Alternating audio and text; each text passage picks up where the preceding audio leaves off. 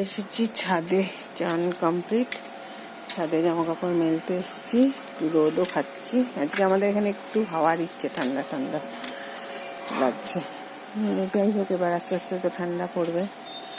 গাছে সব জল দেওয়া হয়ে গেছে।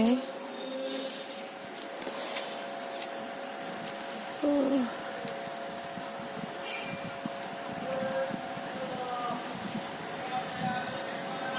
5 মিনিট এবার রোদ খাবো, তারপরে নিচে যাবো। থেকে চলে এসেছি, এবার পুজো করবো। আজকে আর ফুল আনতে যাবো না।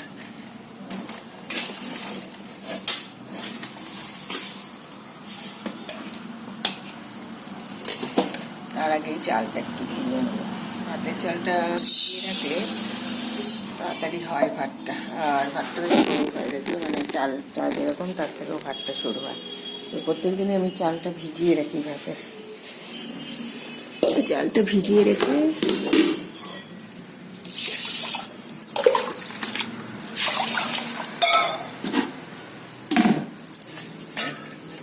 চালটা ভিজতে দিয়ে দিলাম।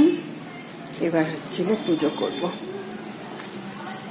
এবার হচ্ছে পুজো, যা ফুল আছে তাই দিয়ে পুজো করব। আজকে আর ফুল আনতে যেতে ইচ্ছে হচ্ছে না।